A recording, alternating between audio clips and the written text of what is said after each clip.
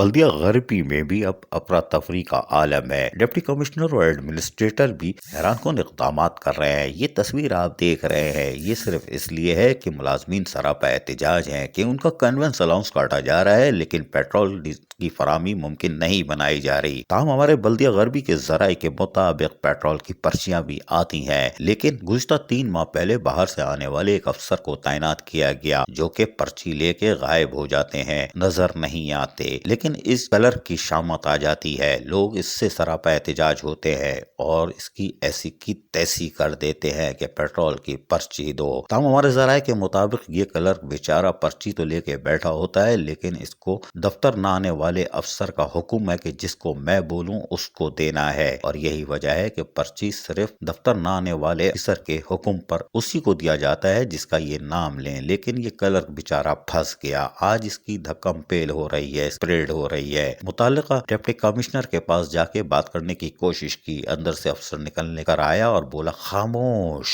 دیکھ نہیں رہے اندر صاحب بیٹھے ہوئے ہیں، یہاں شور نہیں کرو، جاؤ آگے جا کے ہنگامہ کرو۔ یہ ملازم بھی شریف تھے، آگے نکل گئے، لیکن حیران کن طور پر بلدیہ غربی میں پیٹرول کی فراہمی جہاں شروع ہے وہیں 3 ماہ سے افسران پیٹرول سے محروم ہے، لیکن ہمارے ذرائع کے مطابق ایک اور کارنامہ انجام دیا جا رہا ہے۔ یہ ہمارے ذرائع کہہ رہے ہیں، ہم نہیں کہہ رہے، کہ بلدیہ غربی کی مشینریوں کو بھی فیول ایک ٹینکر آ کے ڈالتا ہے، پیٹرول پمپ پہ ٹینکر نہیں جاتے۔ کیا یہ ایرانی پیٹرول خرید کے ڈالا جا رہا ہے؟ یہ ہمارا سوال ہے، لیکن ذرائع ہمیں یہ بتا رہے ہیں۔ بلدیہ غربی میں عجب کھیل تماشے ہو رہے ہیں۔ ڈپٹی کمشنر اور ایڈمنسٹریٹر سلیم اللہ اوڈو نے جس افسر کو پیٹرول کا مالک بنایا ہے اس کے خلاف تحقیقات بھی گزشتہ 1-1.5 ماہ سے جاری ہے۔ ADC 1 کو تحقیقاتی افسر بنایا گیا، وہ تحقیقات بھی مکمل نہیں ہو رہی۔ اس پر آشیرواد کس کی ہے یہ بھی ہم آپ کو کھل کر بتائیں گے، اس کی کوئی وجہ ضرور ہے، لیکن ابھی وقت لگے گا۔ لیکن بلدیہ غربی میں